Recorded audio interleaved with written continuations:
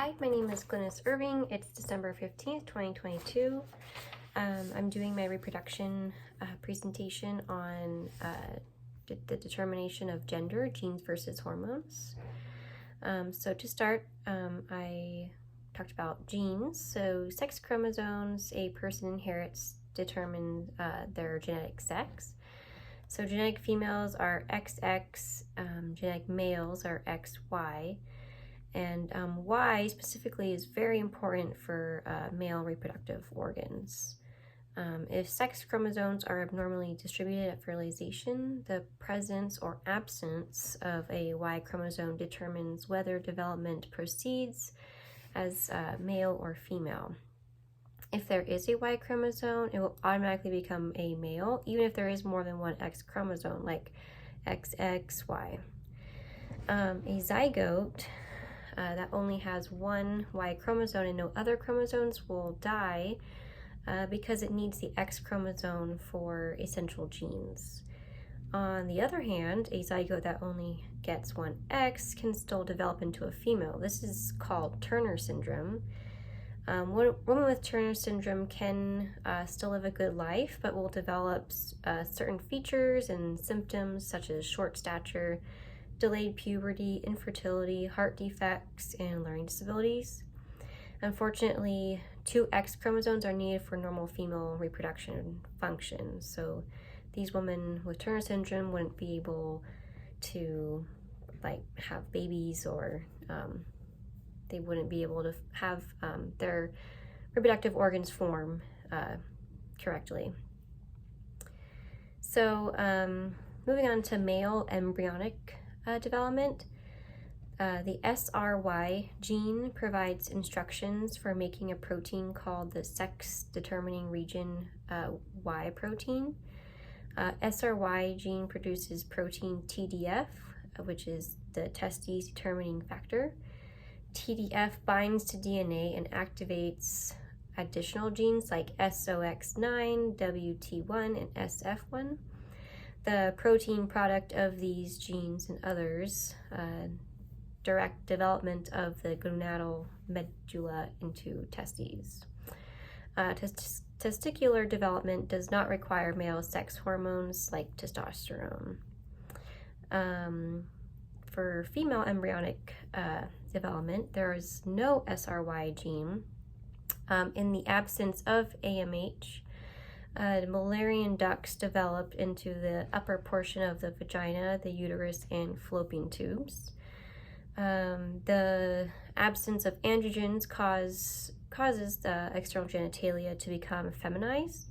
With the absence of the SRY gene, the cortex will differentiate into ovarian tissue.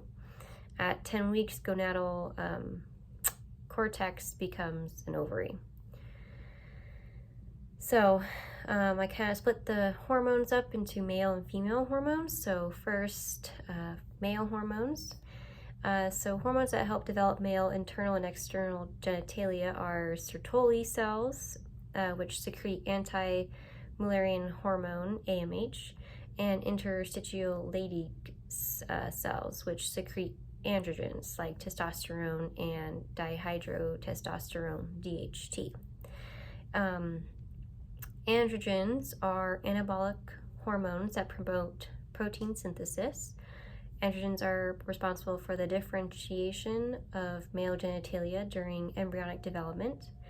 They are also responsible for typical male traits like beard hair and body hair growth, along with muscular development, thickening vocal cords, which lowers the voice, and behavioral effects like their sex drive. Testosterone converts Wolffian ducts into male accessory structures like the epididymis, vas deferens, and seminal vesicle. The testosterone also controls migration of testes from abdomen into scrotum, so it allows the scrotum to drop, or the testes to drop into the scrotum.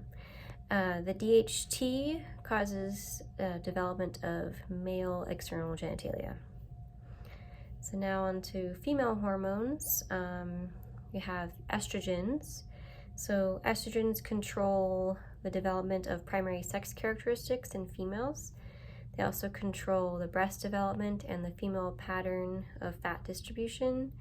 Adrenal androgens control pubic and armpit hair growth and sex drive. And then FSH and LH act on the gonads. FSH and steroid sex hormones are required to initiate and maintain gametogenesis. LH acts primarily on endocrine cells, which stimulates the production of the steroid sex hormones. Primary control of gonadal function arises in the brain. Other hormonal factors include the gonads. So gonads also influence their own function. So ovaries and testes are the gonads, and they secrete peptide hormones that feed back to act directly on the pituitary. Inhibins inhibit FSH secretion, and activins stimulate FSH secretion and promote spermatogenesis, oocyte maturation, and development of embryonic nervous system, or of the embryonic nervous system. AMH is also part of the same family as inhibins and activins. Something that I saw that is considered controversial is, does testosterone influence human sexual behavior and gender identity? In non-human mammals, adult sexual behavior depends on the absence or presence of testosterone during critical periods of brain development. But this has never been proved in humans because human behavior is different. It is difficult to separate biological influences from environmental factors. So I think it's still being studied. So testosterone could or probably might also not be a huge influence on our sexual or on the sexual behavior. Lastly, I included a slide about a pseudo-hermaphroditism. This is when men inherit the defective gene for 5-alpha reductase, which is the enzyme that catalyzes the conversion of testosterone to DHT. So these people develop inadequate levels of DHT. As a result, the male external genitalia and prostate gland fail to develop fully during fetal development, and so they look female when they are born. At puberty, the testes begin to secrete testosterone that causes masculinization of external genitalia, and then pubic hair growth, like a little bit on the face too, and voice deepens. So essentially, they turn to a male, although they might have looked and acted as a female their whole life.